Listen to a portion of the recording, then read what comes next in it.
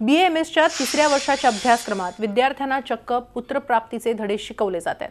महाराष्ट्रासारख्या पुरोगामी राज्यात गेल्या 46 वर्षांपासून हा धक्कादायक प्रकार सुरू आहे. त्यावरून नव्या वादाला तोंड फुटलंय. BAMS विद्यार्थी गिरवतायत पुत्रप्राप्तीचे धडे. आयुर्वेद अभ्यासक्रमात तोडलेत अकलेचे तारे.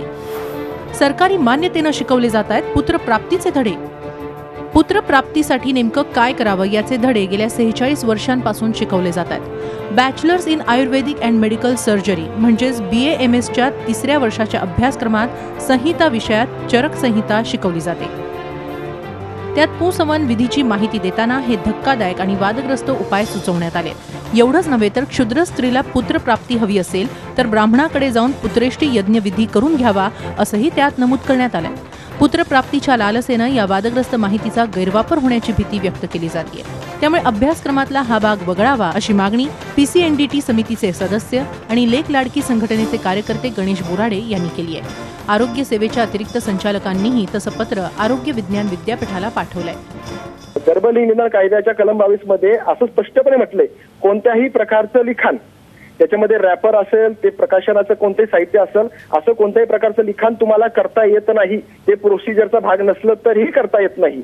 लिखाण करणंच हा त्या कायद्याच्या कलम 22चा भंग आहे आणि विद्यापीठाने तो भंग केलेला आहे. आणि याच्यावरती अतिरिक्त संचालकांचं पत्र किंवा राज्याच्या NHMच्या किंवा राज्य कुटुंब कल्याण राज्य समिती प्राधिकरणाने दिलेलं पत्र, याच्यावर किंवा SSBच्या मीटिंगमध्ये ठरलेला त्या आलेल्या सगळे मिनिट्स हे सिद्ध झालेले का आरोग्य विज्ञान विद्यापीठच किंवा देशभरातलं CCIMच या BAMSच्या माध्यमातून एक अप्रत्यक्षरित्या मुलांना मुलगे जन्माला घालण्याकरता पुंसवन विधी शिकवतात, हे त्यातून सिद्ध होते.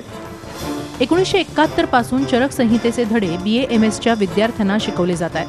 मूळ चरक संहिता संस्कृत भाषेत लिहिलेली आहे, पण अभ्यासक्रमासाठी मराठीत भाषांतर करताना भाषांतरकारानं गडबड केल्याचं स्पष्टीकरण हा विषय शिकवणारे प्राध्यापक देत आहेत. पुत्रप्राप्तीचं शिक्षण आम्ही देत नाही, पण काही जण याचा गैरवापर करू शकतात अशी कबुलीही त्यांनी दिली आहे. पुंसवन हा शब्द आलेला आहे, तो मी अनेक वर्षापासून शिकवत आहे. चरक शालिस्थान अध्याय 4 यात हा विषय येतो आणि उत्तम सुप्रजा ह्या नावाने येतात. या महाविद्यालयामध्ये इथे आल्यानंतर मी हा विषय सुरू केलेला आहे. डॉक्टर काही स्त्रीरोग तज्ज्ञ आहेत, त्यांच्याबरोबर महाराष्ट्र शासनाचा आहे. आणि सुप्रजा हा त्याचा अर्थ आहे, पुं म्हणजे पुरुष नव्हे. पुंसवन नावाचा एक विधी आहे, त्यामध्ये सुप्रजा निर्माण व्हावी यासाठी आलेला आहे. संस्कृतचा अर्थ तोच आहे.